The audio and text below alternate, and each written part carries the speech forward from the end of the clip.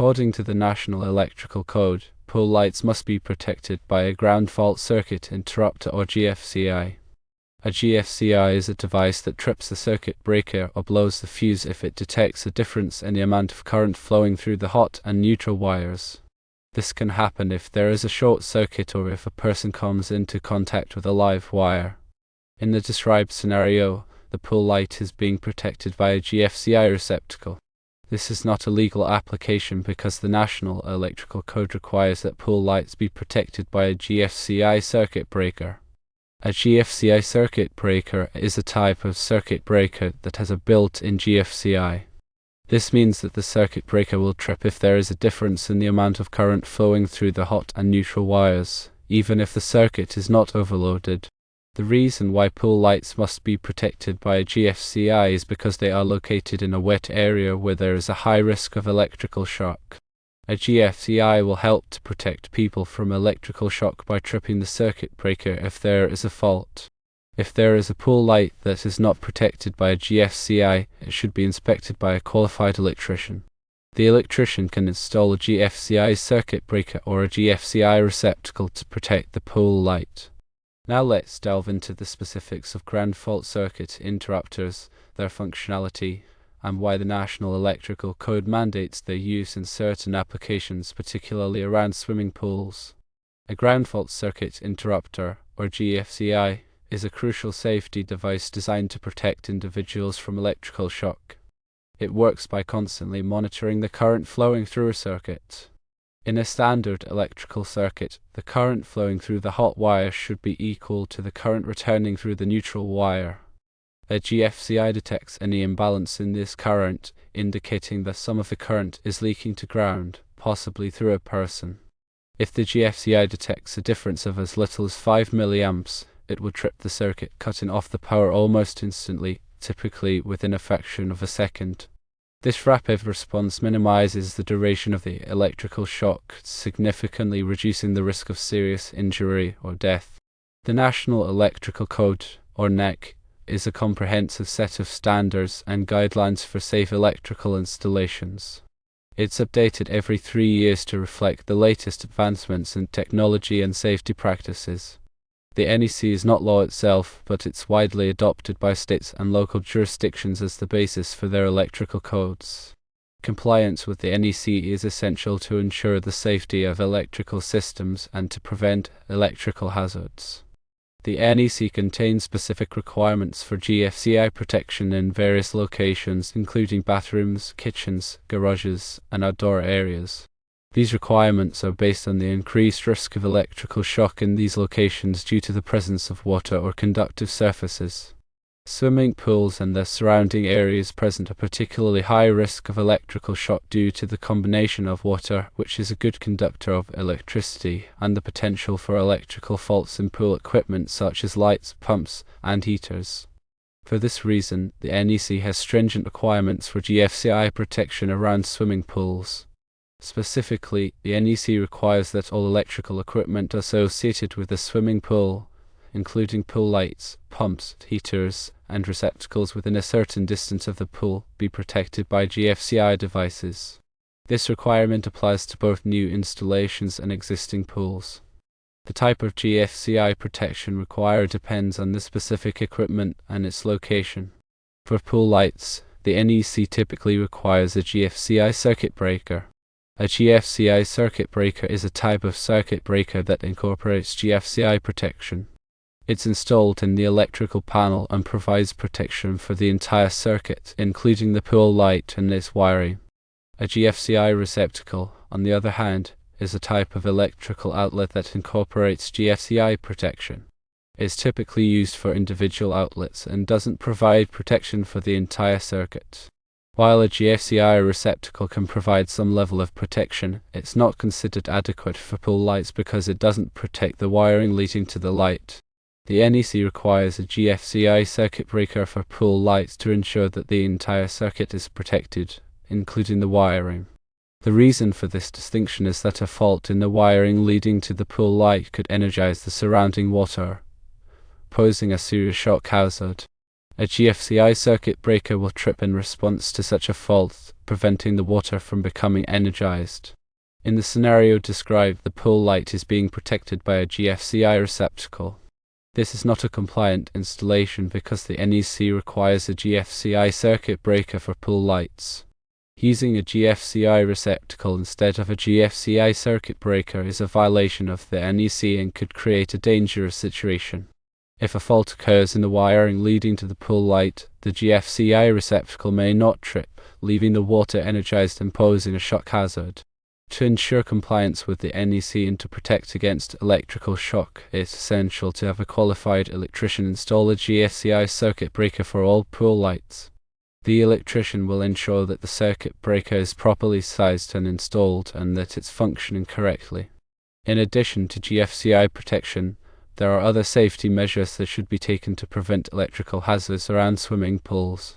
These include properly grounding all electrical equipment, maintaining safe distances between electrical equipment and the pool, and regularly inspecting electrical equipment for damage. Grounding provides a path for stray current to flow back to the electrical panel, reducing the risk of electrical shock. Maintaining safe distances between electrical equipment and the pool prevents accidental contact with energized equipment.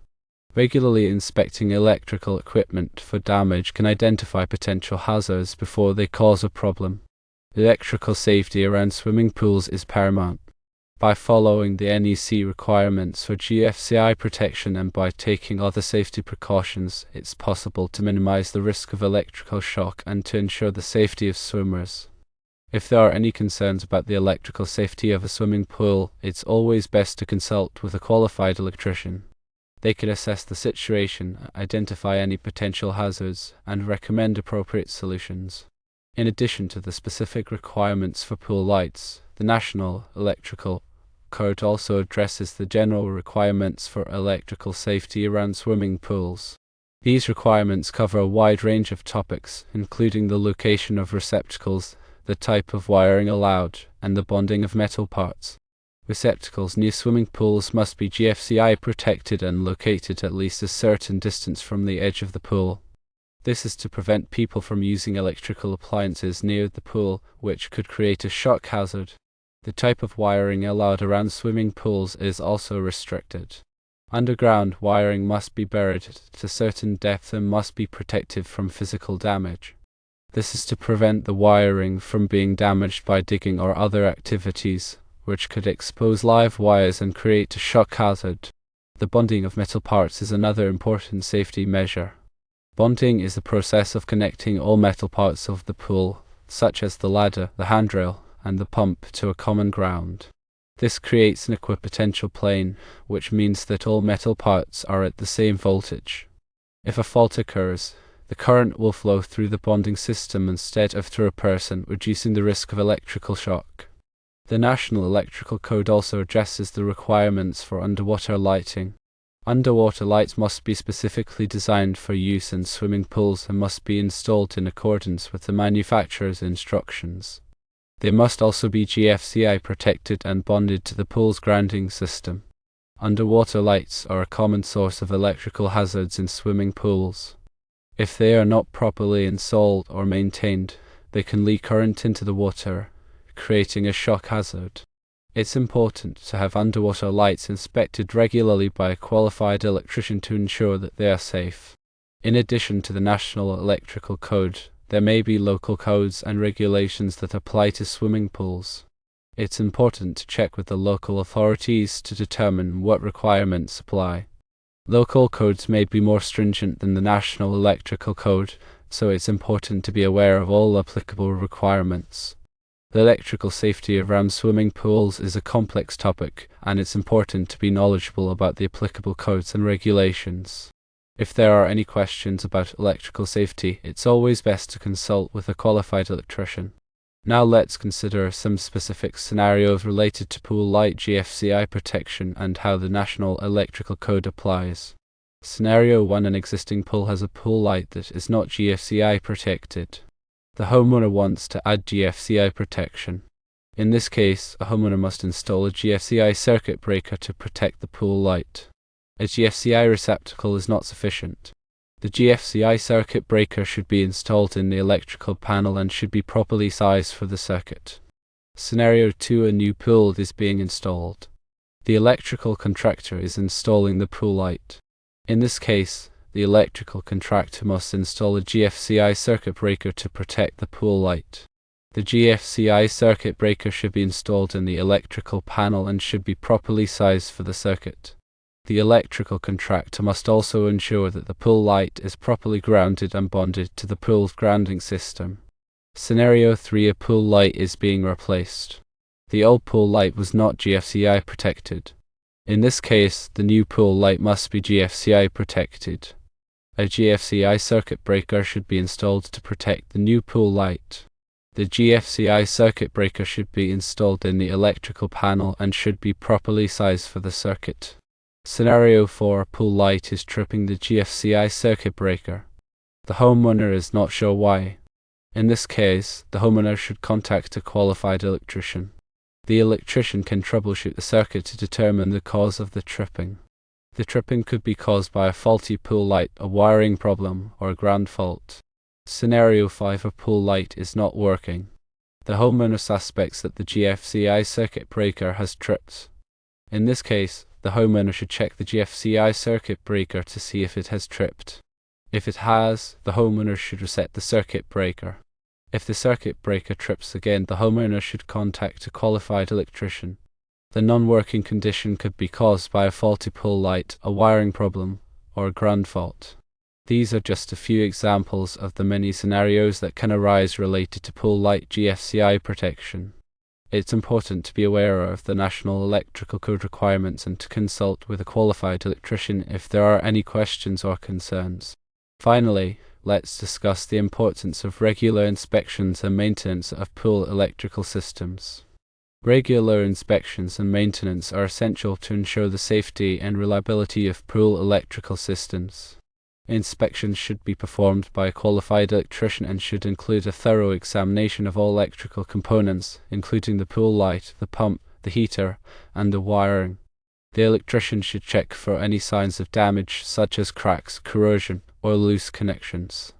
The electrician should also test the GFCI devices to ensure that they are functioning properly. Maintenance should include cleaning electrical components, tightening connections, and replacing any damaged parts. The frequency of inspections and maintenance will depend on the age and condition of the electrical system, as well as the environment in which it is located. Pools in harsh environments, such as those with high humidity or salt water, will require more frequent maintenance. It's important to keep accurate records of all inspections and maintenance. These records can be helpful in identifying potential problems and in tracking the performance of the electrical system over time.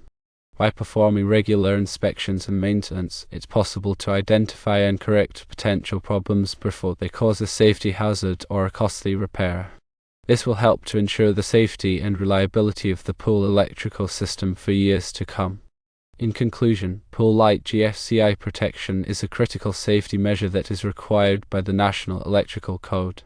It's important to understand the NEC requirements and to ensure that all pool lights are properly protected by a GFCI circuit breaker.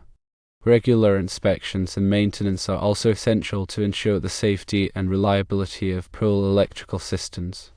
By following these guidelines, it's possible to minimize the risk of electrical shock and to ensure the safety of swimmers.